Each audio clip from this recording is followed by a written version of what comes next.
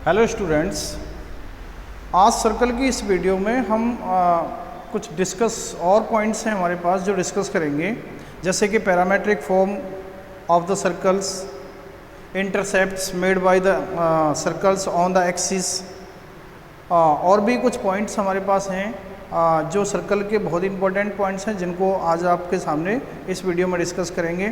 तो बच्चों देखते हैं सबसे पहले parametric form of the circle. तो यह है पैरामेट्रिक फॉर्म ऑफ सर्कल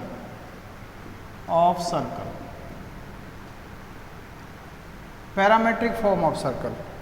ठीक है, तो देखिए कि हम जनरल कोई स्टैंडर्ड इक्वेशन ले लेते हैं। स्टैंडर्ड इक्वेशन हमारे पास मान लीजिए ये है सर्कल की, कोई सर्कल है और ये मेरे पास इसका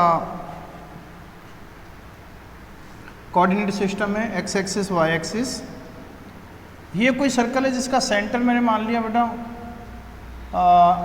एच के, ये कोई सेंटर है इसका एच के, कोई जनरल पॉइंट कहीं भी हो सकता है, सेंटर हमने मान लिया।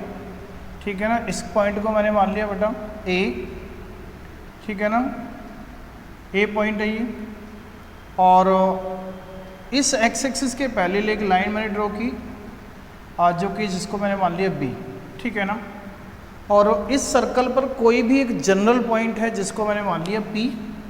ठीक है ना, तो ये पी पॉइंट हो गया जिसके कोऑर्डिनेट है एक्स वाई, और यहाँ से इसको मिलाया तो ये भी रेडियस होगी, और ये जो एंगल है वो थीटा।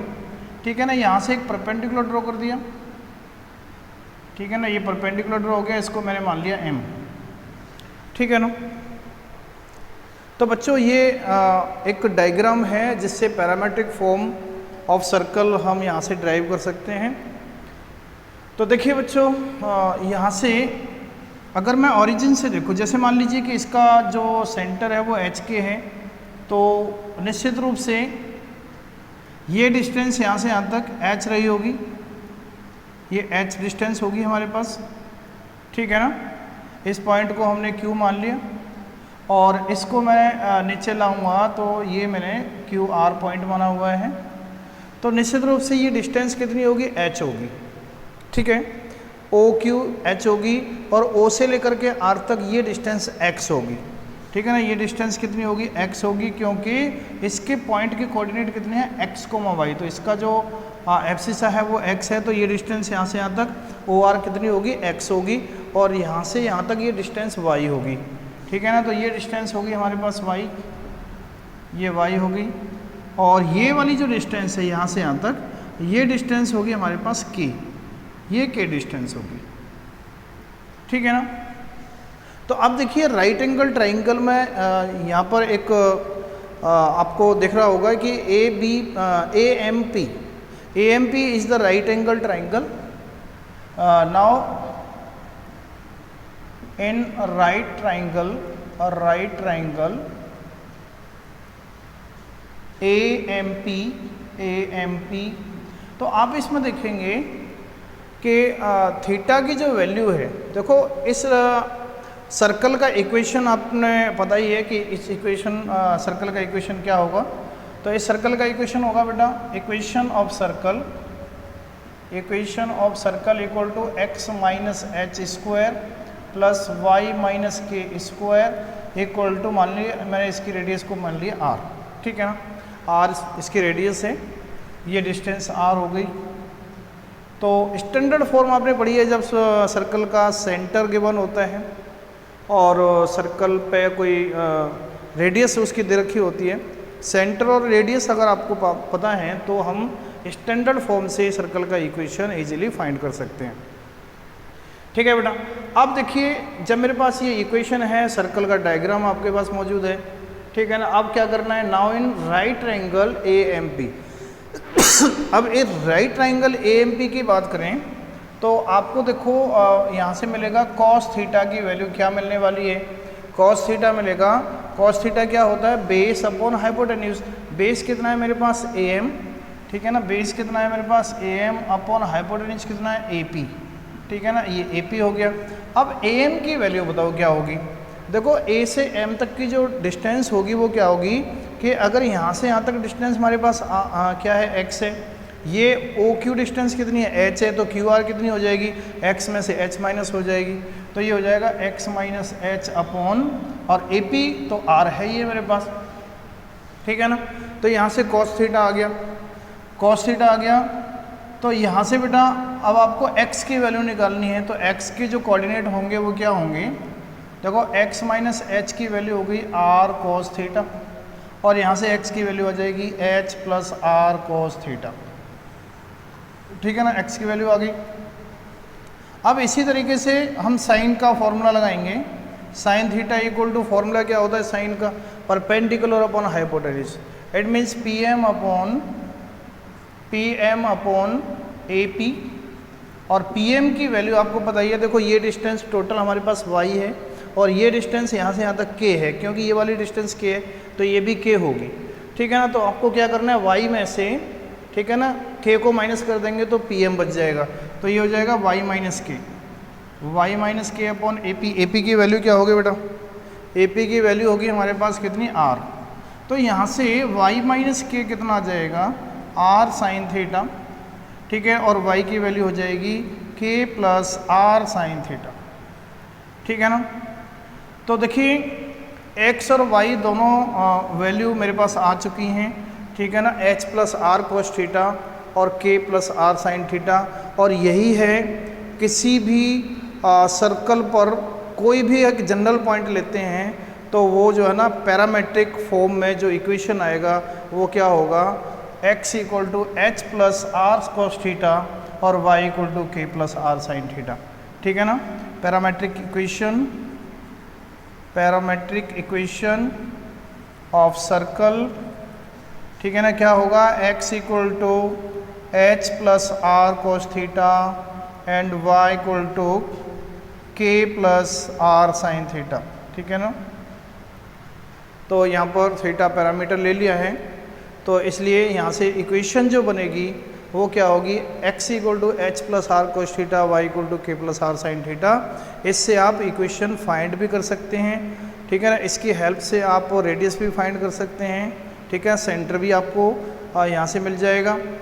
अच्छा, एक पर्टिकुलर केस और हो सकता है, मान लीजिए कि इफ़ देखो ये पैरामेट्रिक जो कोऑर्डिनेट हैं हमारे पास, ठीक है ना, ये जनरल पॉइंट्स हैं कहीं भी किसी भी सर्कल पर पैरामेट्रिक फॉर्म में ये कोऑर्डिनेट्स हैं किसी भी जनरल पॉइंट के, और अगर हमारे पास इक्वेशन इसकी जगह पर ये हो जाता है x square plus y square equal to r square, मतलब अगर उसका सर्कल का सेंटर ओरिजिन हो जाता है, if centre of circle is origin 0 0, तो पैरामेट्रिक कोऑर्डिनेट क्या बन जाएंगे, मतलब ये सेंटर है तो ये एच और के की वैल्यू है, जब एच और के की वैल्यू होगी तो centre of circle is 0 0, then equation of circle क्या हो जाएगा, इक्वेशन ऑफ सर्कल हो जाएगा बेटा आपका x square plus y square equal to r square.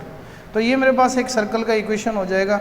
अब इस फॉर्म में अगर सर्कल का इक्वेशन है जिसका सेंटर ओरिजिन है, तो फिर मैं जो है ना पैरामेट्रिक कोऑर्डिनेट फिर हमारे पास क्या होंगे, जैसे पैरामेट्रिक कोऑर्डिनेट यहाँ पर ये हैं, जब सर्कल का इक्वेशन स्टैंडर्ड फॉर्म में इस टाइप का है तो पैरामेट्रिक कोऑर्डिनेट ये हो गई, ठीक है ना। ये पैरामेट्रिक इक्वेशन ऑफ सर्कल, ये पैरामेट्रिक कोऑर्डिनेट बोल सकते हैं इसको, पैरामेट्रिक कोऑर्डिनेट्स, ठीक है ना, ऑफ द सर्कल। और देन इक्वेशन ऑफ सर्कल अगर ये है तो पैरामेट्रिक कोऑर्डिनेट क्या बनेंगे, पैरामेट्रिक कोऑर्डिनेट ये होंगे h और k की जगह पे क्या हो जाएगा, 0 हो जाएगा, तो ये हो जाएंगे x equal to r cos theta और y equal to r sine theta. तो ये हमारे पास जब सेंटर ओरिजिन होता है तो parametric coordinate x equal to r cos theta, y equal to r sine theta, और जब हमारे पास इक्वेशन इस टाइप का होता है स्टैंडर्ड फॉर्म में, सेंटर एच के होगा, तो फिर आपके जो पैरामेट्रिक कोऑर्डिनेट होंगे वो x equal to h plus r cos theta, y equal to k plus r sine theta. तो बेटा ये पैरामेट्रिक फॉर्म है सर्कल की, आपको ये पैरामेट्रिक कोऑर्डिनेट हो गए और इसी फॉर्म में हम सर्कल की इक्वेशन को लिखते हैं, ठीक है ना। तो ये आपको ध्यान रखना है। अब इस पर डिपेंड एक दो क्वेश्चन ले लेते हैं। जिससे आपको एक आइडिया हो जाएगा कि क्वेश्चन को कैसे सॉल्व करना है। और थीटा आपको ध्यान रखना है कि थीटा की जो वैल्यू होगी वो थीटा की वैल्यू क्या होगी, ठीक है ना, वो थीटा की वैल्यू क्या होगी बेटा, थीटा हमेशा यहाँ से जो होगा वो होगा थीटा 0 to 2 पाई, ठीक है ना, ध्यान रखना है थीटा हमेशा 0 to 2 पाई के बीच में लाई करेगा, लेकिन 2 पाई को एक्सक्लूड करना है और 0 को इंक्लूड करना है, क्योंकि कहीं से भी ये एंगल जो ना कितना भी हो सकता है ऐसे करके, ठीक है बेटा। अब अगर हमारे पास इक्वेशन मान लीजिए कि जनरल फॉर्म में है, मान लीजिए इक्वेशन हमारे पास क्या है, जनरल फॉर्म में है।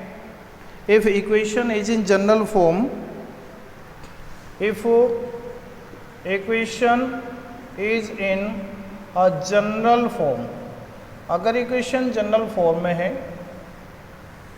ठीक है ना, अगर इक्वेशन जनरल फॉर्म में है, जनरल फॉर्म क्या होती है, x square plus y square plus 2gx plus 2fy plus c equal to 0। अगर इस टाइप की सर्कल की इक्वेशन दे रखी है तो पैरामेट्रिक कोऑर्डिनेट फिर क्या होंगे, तो यहाँ पर देखिए, यहाँ पर सेंटर क्या होता है, सेंटर होता है -g, -f, और रेडियस क्या होती है बेटा, रेडियस होती है हमारे पास √g² प्लस f² -c। तो रेडियस की जगह पर ये लगाना है और सेंटर की जगह पर ये यूज करना है, तो आपके ये पैरामेट्रिक जो कोऑर्डिनेट हैं वो क्या हो जाएंगे, ये हो जाएंगे x इक्वल टू h की जगह पर क्या लग जाएगा -g, ठीक है ना, प्लस r की जगह पे आ जाएगा √g² प्लस f² -c, ठीक है ना, cos थीटा, और y की वैल्यू क्या हो जाएगी -f plus √g² plus f² -c sin theta, where theta also belongs to 0 to 2 pi, ठीक है ना, थीटा हमेशा 0 to 2 पाई के बीच में लाई करेगा। तो जनरल अगर इक्वेशन है तो आपको ये पैरामेट्रिक कोऑर्डिनेट लेने हैं, अगर आपके पास ये इक्वेशन है तो पैरामेट्रिक कोऑर्डिनेट ये होंगे, अगर आपके पास ये इक्वेशन है तो पैरामेट्रिक कोऑर्डिनेट ये होंगे, ठीक है। तो ये आपको अच्छे से ध्यान रखना है। अब नेक्स्ट टॉपिक है हमारे पास intercepts on the axis by the circle, intercept on the axis by the circle, ठीक है ना। तो देखिए एक क्वेश्चन ले लेते हैं इससे पहले, कि कहता है कि find the parametric form of the equation of the circle, find the parametric form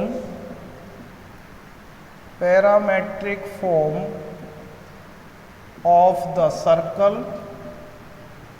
ठीक है ना, क्या सर्कल है, x² plus y square, x² plus y square plus px plus py equal to 0।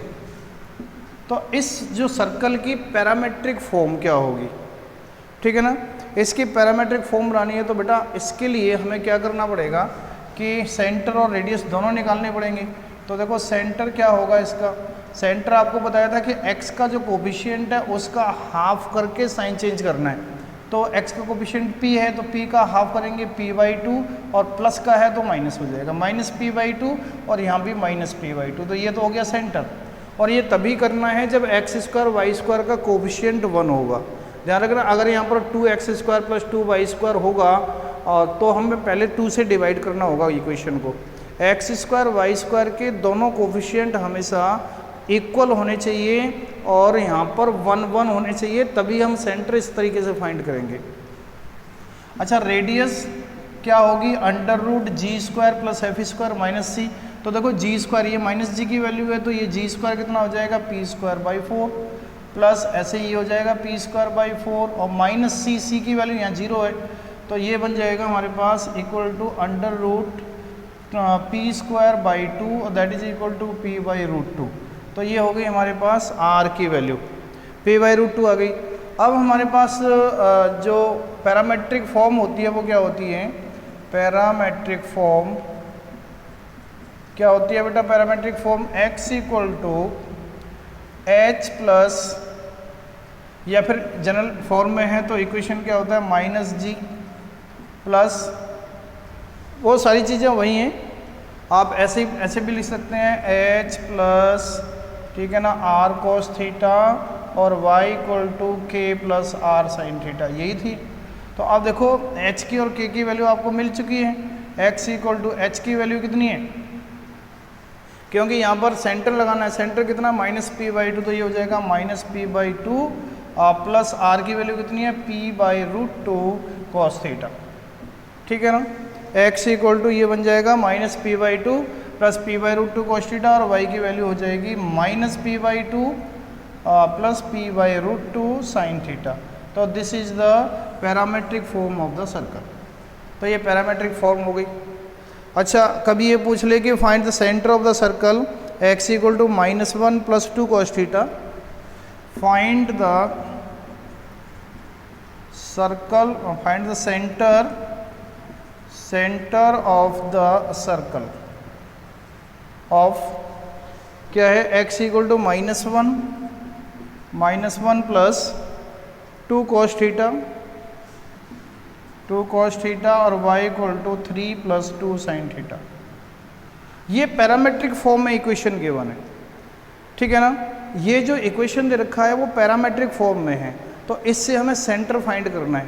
तो देखो सेंटर तो हमारे पास बहुत ही इजी है, तो इजी तरीका है सेंटर निकालने का। क्या है, देखो ये एच और के की जगह पे ये वैल्यू आ रही है, तो एच और के की जब वैल्यू आ रही है मेरे पास, तो फिर मैं क्या करूँगा कि ये हमारे पास सेंटर ही हो गया -1,3, ठीक है ना। तो या तो आप ऐसे फाइंड कर सकते हैं, सेंटर क्या हो गया -1,3, या फिर आप पैरामेट्रिक फॉर्म से एक जनरल फॉर्म तैयार कर सकते हो।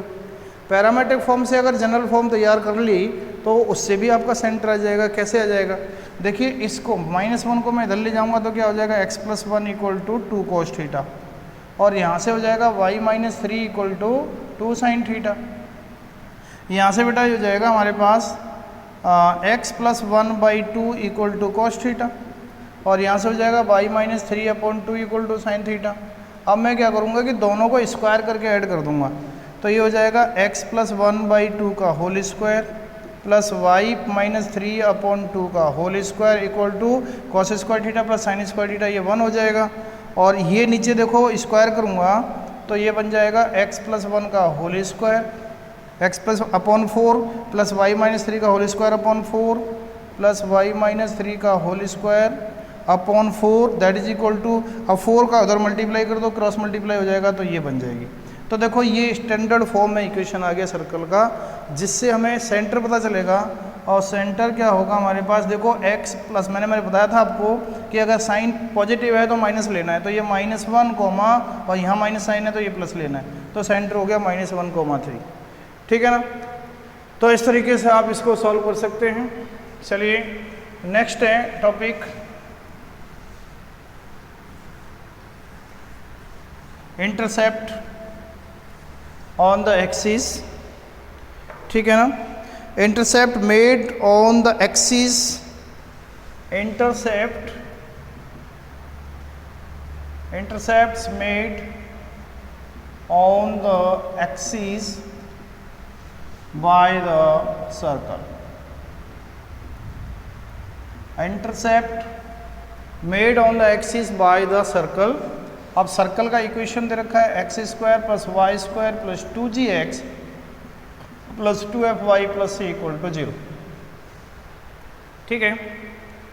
तो intercept made on the axis by the circle, मान लीजिए कि कोई सर्कल का इक्वेशन आपको दे रखा है, ये जनरल इक्वेशन है हमारे पास, और ये मान लीजिए हमारे पास ये हो गया इंटरसेप्ट का मतलब सर्कल ने एक्स एक्सिस और वाई एक्सिस पर कितना इंटरसेप्ट कट किया हुआ है, ठीक है। मान लीजिए ये मेरे पास सर्कल है, ठीक है ना, और ये मेरे पास ये हो गया एक ओरिजिन, ठीक है ना, ऐसे ये एक्स एक्सिस और ये वाई एक्सिस, ठीक है ना, ये ओरिजिन हो गया, ये ओरिजिन हो गया। तो देखिए इस सर्कल ने एक्स एक्सिस पर यहाँ से यहाँ तक का इंटरसेप्ट कट किया हुआ है, और वाई एक्सिस पर यहाँ से यहाँ तक का इंटरसेप्ट कट किया हुआ है, ठीक है ना, ऐसे इंटरसेप्ट कट किया हुआ है इसने। तो देखिए इसको मैंने ए मान लिया, इसको मैंने बी मान लिया, ए बी हो गया, ठीक है ना। तो एक कंडीशन ये हो सकती है कि यहाँ से ओरिजिन से सर्कल पास हो जाए, एक कंडीशन ऐसी भी हो सकती है कि ओरिजिन से ना पास हो, ठीक है ना। कंडीशन और भी हो सकती हैं कि हो सकता है कि ओरिजिन से पास ना भी हो, ठीक है ना। तो आपको क्या निकालना है, ओ ए और ओ बी। देखो यहाँ पर सी गिवन है, अगर ये कांस्टेंट यहाँ पर गिवन है इसका मतलब ओरिजिन से पास नहीं हो रहा है सर्कल, ठीक है ना, क्योंकि ओरिजिन को सेटिस्फाई कराएंगे तो सी इक्वल टू 0 आना चाहिए। अगर ओरिजिन से पास कराएंगे सर्कल की इक्वेशन को, तो अगर ये ओरिजिन से सेटिस्फाई होगा तभी तो होगा जब सी 0 होगा।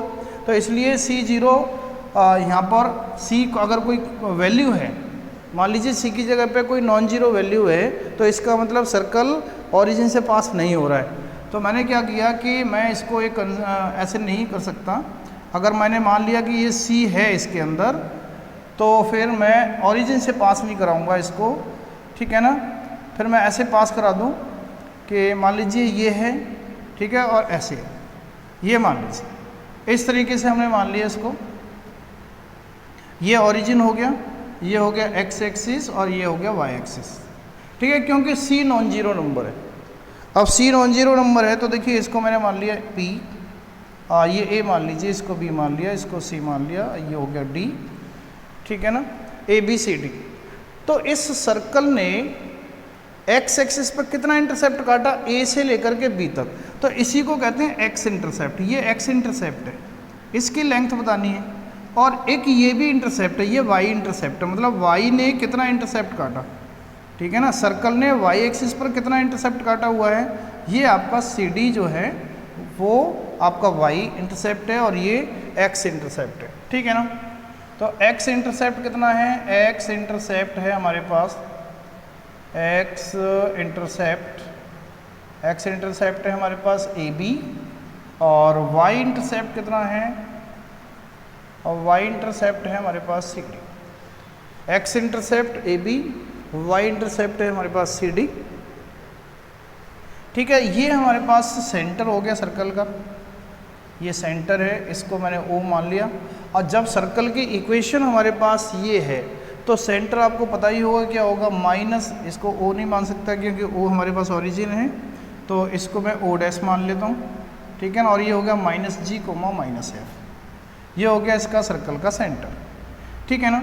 यहाँ से एक परपेंडिकुलर ड्रॉ किया मैंने जो कि इस कॉर्ड को बाइसेक्ट करेगा, यहाँ से भी एक परपेंडिकुलर ड्रॉ किया जो इस कॉर्ड को बाइसेक्ट करेगा, ठीक है ना। इसको मान लिया मैंने एम और इसको मान लिया एन, ठीक है। एक मैंने ओ डैश को ओ से ए से मिला दिया तो ये रेडियस होगी, और इसको सी को मिला दिया ये भी रेडियस होगी, ठीक है ना। और रेडियस आपको पता ही है, आर इक्वल टू कितनी होगी, अंडर रूट जी square plus F square minus C, ये आपको पता ही है रेडियस होती है अंडर रूट जी square plus F square minus सी।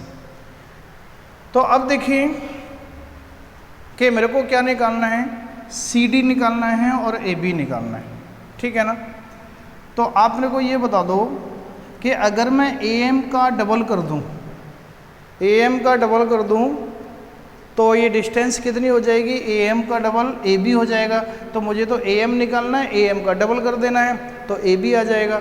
लेकिन ए बी ए एम निकालने के लिए क्या करेंगे, इस राइट एंगल ट्रायंगल का यूज़ कर लेंगे, और राइट एंगल ट्रायंगल का यूज़ करेंगे तो ये डिस्टेंस आपको कितनी मिलेगी, देखो ये वाली, क्योंकि ये कोऑर्डिनेट है माइनस जी कोमा माइनस है, तो इसका मतलब ये है कि यहाँ से यहाँ तक डिस्टेंस माइनस जी होगी और यहाँ से यहाँ तक डिस्टेंस माइनस एफ होगी, ठीक है ना। तो ये माइनस एफ होगी डिस्टेंस, ये वाली डिस्टेंस, और इस माइनस एफ को देखो डिस्टेंस कभी नेगेटिव नहीं होती, इसलिए मैंने मोड लगा दिया, तो मोड लगा दिया तो ये मोड एफ लिख सकता हूँ मैं इसको, ठीक है ना। ये डिस्टेंस हो गई मोड एफ, समझ गए। ओ डैश एम डिस्टेंस कितनी हो गई, मोड एफ, और ये डिस्टेंस आपके पास है ही है अंडर रूट जी square plus F square minus C, ये भी डिस्टेंस आपके पास है अंडर रूट जी square plus F square minus C, ठीक है ना। अब देखो इस राइट एंगल ट्रायंगल से पाइथागोरस का यूज़ करके आप ए एम फाइंड कर सकते हैं। तो in triangle A M O dash, in triangle A M O dash, in triangle A M O dash, तो क्या हो जाएगा, ए एम ओ डैश में ए एम की जो वैल्यू आ जाएगी वो कितनी हो जाएगी, ए एम की वैल्यू को इसके स्क्वायर में से और इसका स्क्वायर माइनस करना है, ठीक है। तो अंडर रूट के अंदर इसका स्क्वायर करेंगे तो ये हो जाएगा G square plus F square minus सी, और माइनस इसका स्क्वायर माइनस कर देंगे तो ये हो जाएगा एफ स्क्वायर, क्योंकि अब एफ स्क्वायर हटाते ही स्क्वायर करते ही मोड तो हट ही जाएगा, क्योंकि ऑलरेडी वो प्लस पॉजिटिव क्वांटिटी हो जाएगी, तो इससे ये कैंसिल हो जाएगा। तो ए एम की वैल्यू हो जाएगी हमारे पास under root of G square minus सी, और इससे ट्वाइस ऑफ ए एम कितना हो जाएगा, तो ए बी की वैल्यू निकल जाएगी, क्या हो जाएगी twice of A M equal to twice of under root ji square minus सी। तो बेटा ये जो है ना एक्स इंटरसेप्ट आ गया A B equal to twice of under root ji square minus C, ठीक है ना। ये ध्यान रखना है, ए बी का जो इंटरसेप्ट है वो क्या है हमारे पास, A B intercept twice of under root ji square minus C. इसी तरीके से हम जो है ना ये डिस्टेंस निकाल देंगे सी एन, अब सी एन का डबल करेंगे तो सी डी आ जाएगा। तो बेटा ये डिस्टेंस कितनी होगी, देखो ये वाली, ये होगी मोड ऑफ जी, ठीक है ना, ये मोड ऑफ जी होगी, क्योंकि यहाँ से यहाँ तक जी और यहाँ से यहाँ तक एफ, ये मोड जी और ये मोड एफ, ठीक है। तो मोड एफ मैंने ले ली थी, ये मोड जी होगी। तो अब देखिए इस ट्राइंगल में यूज़ करो, in triangle C N O dash, तो इस ट्राइंगल में सी एन की जो वैल्यू होगी वो क्या होगी, अंडर रूट ऑफ इसके स्क्वायर में से इसका स्क्वायर माइनस कर देंगे तो G square plus F square minus C minus G square, इससे ये कैंसिल हो गया। अब सी एन की वैल्यू आ गई, अब सी एन का डबल कर देंगे तो सी डी आ जाएगा, सी डी हो जाएगा twice of C N that is equal to twice of under root F square minus C. This is the Y intercept of the circle. तो ये डायरेक्ट फॉर्मूला आप यूज़ करेंगे, A B equal to twice of under root ji square minus सी और C D equal to twice of under root F square minus C, ठीक है ना। X intercept और Y intercept दोनों आ चुके हैं, ठीक है ना। अब कभी ये भी पूछ लेता है कि अगर सर्कल टच करता है एक्स एक्सिस को, मान लीजिए कि एक्स एक्सिस को टच करता है तो क्या कंडीशन होगी, ठीक है ना। और इस कंडीशन में हमारे पास क्या कंडीशन हो सकती है, ठीक है ना, फिर इंटरसेप्ट क्या होगा। तो बेटा इसमें देखिए, इसको देख सकते हैं आप, तो ठीक है स्टूडेंट, देखिए अगर इफ यहाँ लिखेंगे if circle touches x axis, मान लीजिए कि ये जो सर्कल है वो एक्स एक्सिस को टच कर रहा है, मतलब कंडीशन कुछ ऐसी बन रही है, कंडीशन कुछ ऐसी बन रही है ऐसे, ठीक है ना। ये टच कर रहा है माइनस जी कोमा माइनस एफ, ये इसका सेंटर हो गया, तो ये डिस्टेंस, और ये इसमें वाई पे कोई इंटरसेप्ट काट रहा है, वाई इंटरसेप्ट तो है लेकिन एक्स इंटरसेप्ट क्या है, एक्स इंटरसेप्ट तो है ही नहीं यहाँ पे, क्योंकि टच कर रहा है तो अंदर होके तो जा नहीं रहा है एक्स एक्सिस। इस कंडीशन में एक्स इंटरसेप्ट क्या हो जाएगा, जीरो हो जाएगा। तो यहाँ पर एक्स इंटरसेप्ट क्या था हमारे पास, ए बी, तो ए बी क्या हो जाएगा, जीरो, जब टच करेगा तो इंटरसेप्ट तो बनेगा ही नहीं। तो बेटा ए बी क्या हो जाएगा इस कंडीशन में ए बी जीरो हो जाएगा। अब ए बी यहाँ पर जीरो लगा सकते हैं आप, तो कंडीशन क्या बन जाएगी, zero equal to twice of under root ji square minus सी, और यहाँ से सॉल्व करके आपको c equal to g square मिल जाएगा। तो ये कंडीशन होगी हमारे पास c equal to g square when the circle touches the x axis, ठीक है ना। अब देखिए अगर circle, if circle touches y axis, अगर वाई एक्सिस को टच कर रहा है, वाई एक्सिस को टच कर रहा है तो इसका मतलब सी डी जीरो हो जाएगा, तो सी डी को यहाँ जीरो कर देंगे तो कंडीशन बन जाएगी zero equal to twice of under root F square minus सी। तो यहाँ से कंडीशन आ जाएगी मेरे पास c equal to f square. तो ये कंडीशन है जब सर्कल वाई एक्सिस को टच करता है तो c equal to f square, जब सर्कल एक्स एक्सिस को टच करता है तो c equal to g square, ठीक है ना। और जब सर्कल दोनों को टच करता है, एक्स एक्सिस को भी टच करता है और वाई एक्सिस को भी टच करता है, तो कंडीशन बनेगी if circle touches x axis and y axis both, दोनों को टच करता है तो कंडीशन होगी c equal to g square equal to f square. तो बेटा ये आपको ध्यान रखना है ये है intercept made on the axis by the circle. अगर सर्कल एक्स एक्सिस और वाई एक्सिस पर कुछ इंटरसेप्ट काट रहा है तो इंटरसेप्ट ये हो जाएंगे। अगर टच कर रहा है तो ये कंडीशन बनेगी, वाई एक्सिस को टच कर रहा है तो ये कंडीशन बनेगी, और अगर दोनों को टच कर रहा है तो ये कंडीशन बनेगी। ठीक है बच्चों, तो ये आप ध्यान रखेंगे। अगला आता है, नेक्स्ट टॉपिक है, नेक्स्ट टॉपिक सर्कल का हमारे पास है different cases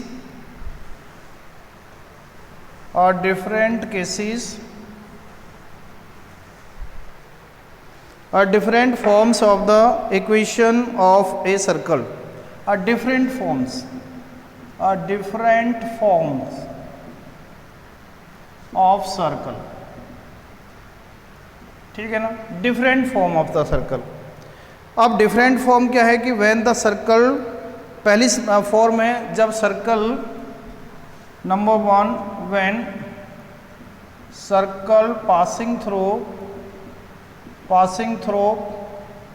origin 0 0, when circle passing through origin, ठीक है ना, एंड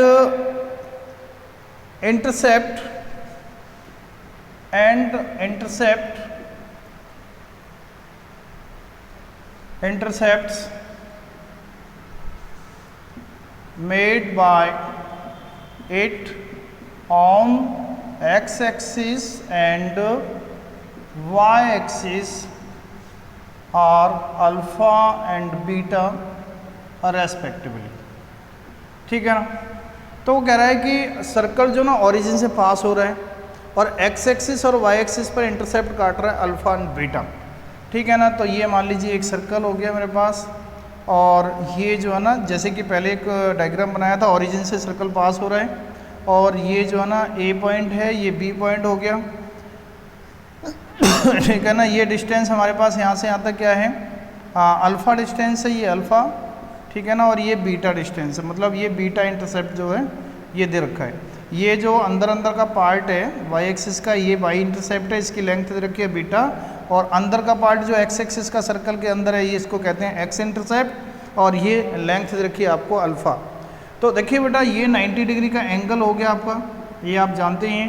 और अगर मैं ए को बी से मिला दूंगा तो ये हमेशा क्या है, डायमीटर होगा, क्योंकि डायमीटर होगा तभी तो एंगल बनेगा 90, क्योंकि सेमी सर्कल के अंदर एंगल कितना होता है, 90 डिग्री का। तो जब 90 ऑलरेडी बन चुका है तो इनके जो एंड पॉइंट को मिलाऊंगा, ठीक है ना, ए बी को मिलाऊंगा तो ये डायमीटर का काम करेगा। ठीक है ना, तो जब डायमीटर का काम करेगा तो ए के कोऑर्डिनेट क्या हो जाएंगे, अल्फ़ा कोमा 0, और इसके कोऑर्डिनेट क्या हो जाएंगे, 0 कोमा बीटा। तो अब डायमीटर फॉर्म आपने देख रखी है, आपको पता ही है डायमीटर फॉर्म क्या होती है। ठीक है ना, तो यहाँ पर A B is the diameter, ठीक है ना, यहाँ पर डायमीटर क्या है, ए बी है, जिसके कोऑर्डिनेट ए के क्या है, अल्फ़ा कोमा 0, एंड बी के क्या है, 0 कोमा बीटा। ठीक है ना, अब डायमीटर फॉर्म यूज करेंगे, डायमीटर फॉर्म ऑफ सर्कल क्या हो जाएगी, x माइनस x1 पता ही है आपको, x minus x2 plus y minus y1 और y minus y2 equal to 0। ये डायमीटर फॉर्म आपने पढ़ रखी है। इसको देखो, ये x1 हो गया, ये y1, ये हो गया x2 और ये हो गया y2। ठीक है, x1 y1 x2 y2। अब ये वैल्यू मैं यहाँ लगा दूंगा तो क्या हो जाएगा, x minus alpha, x minus 0, x minus x2 means 0, ठीक है ना, x minus alpha, x minus 0 plus y minus y1 0 into y minus y2 beta equal to 0।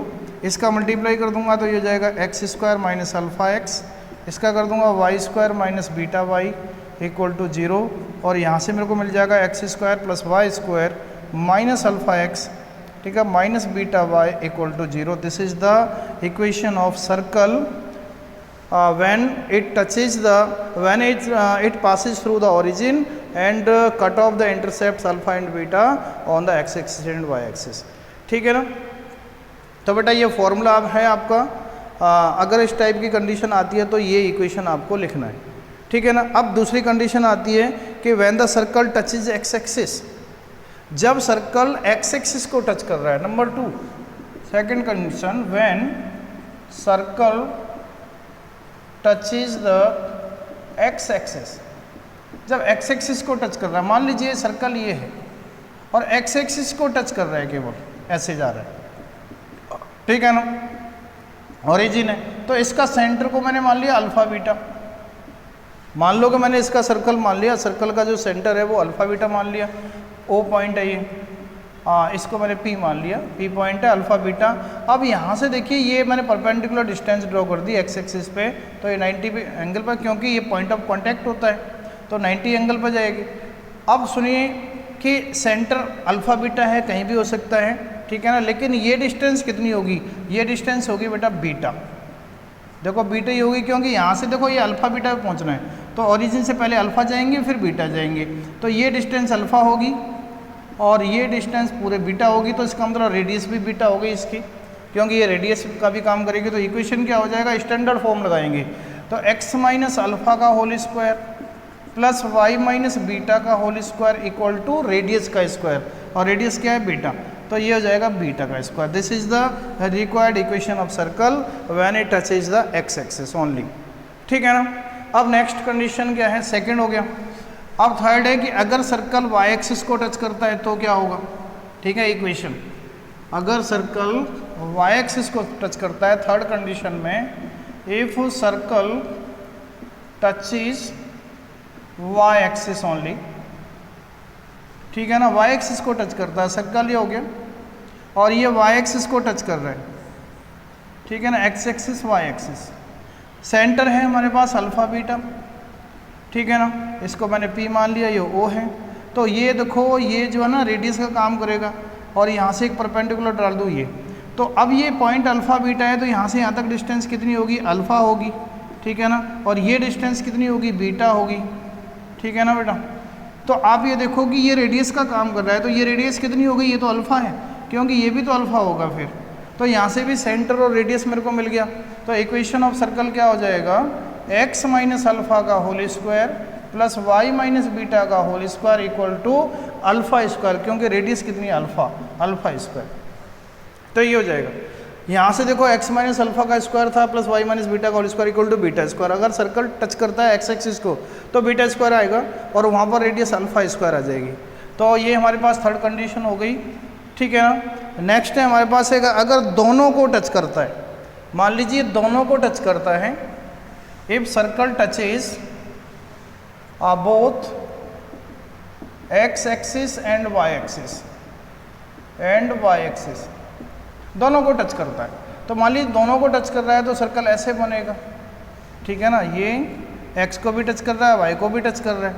मान लीजिए कि इसका सेंटर इस कंडीशन में क्या होगा, अल्फा कोमा अल्फा ही होगा, क्योंकि दोनों कोऑर्डिनेट सेम होंगे। क्यों होंगे, क्योंकि देखिए ये यहाँ से मैंने ये पॉइंट ऑफ कांटेक्ट से ये हमारे पास P पॉइंट हो गया, ये O हो गया, तो ये देखो ये डिस्टेंस अल्फा होगी तो ये भी तो अल्फा होगी, क्योंकि ये अल्फा है तो ये भी अल्फा होगी, क्योंकि दोनों डिस्टेंस तो इक्वल है ना, ये अल्फा है तो ये भी तो अल्फा है, तो इसका मतलब ये भी रेडियस हो गई, अल्फा रेडियस है तो ये भी तो अल्फा ही होगी, क्योंकि ये भी तो रेडियस है, तो अल्फा कोमा अल्फा टाइप का होगा। तो इक्वेशन क्या हो जाएगा, स्टैंडर्ड फॉर्म में x माइनस अल्फा का square plus y minus alpha का square equal to alpha square, x minus h का square plus y minus k का square equal to r square. तो एच के की जगह पे अल्फा हो गया और r की जगह पे भी अल्फा हो गया, तो इस तरीके से हम इसका इक्वेशन को ऐसे लिख सकते हैं, this is the equation of circle, ठीक है बेटा। नेक्स्ट कंडीशन क्या हो सकती है कि अगर सर्कल टच करता है एक्स एक्सिस को, ठीक है ना, और वाई एक्सिस पर वो इंटरसेप्ट काट रहा है, ठीक है ना, सर्कल टच कर रहा है एक्स एक्सिस को और वाई एक्सिस पर इंटरसेप्ट काट रहा है, ठीक है ना। और ऐसे ही और भी कंडीशन हो सकती है हमारे पास, क्या हो सकती है कि एक्स एक्सिस पर इंटरसेप्ट काट रहा है और वाई एक्सिस को टच कर रहा है, तो ये कंडीशन हमारे पास हो सकती हैं, ठीक है स्टूडेंट। तो आगे ये क्वेश्चन आप तैयार करेंगे इस टाइप की, इनको अच्छी तरह से वीडियो को वॉच करेंगे और आपको सारी चीज़ें यहाँ से क्लियर हो जाएंगी। आप इसको कई बार वॉच कीजिए जिससे कि सारे कंसेप्ट आपके क्लियर हो जाएंगे, ठीक है स्टूडेंट्स। तो इसी के साथ मिलेंगे आपसे नेक्स्ट वीडियो में। सर्कल के अभी और भी बहुत सारे पॉइंट्स हैं जिनको अभी और डिस्कस करना है, क्योंकि सर्कल में अभी आने वाले जो पॉइंट्स हैं वो बहुत ही इंपॉर्टेंट है कंपटीशन के लिए। तो उनको आप अच्छी तरह से वॉच करेंगे, देखेंगे और समझेंगे। ठीक है students, thank you very much.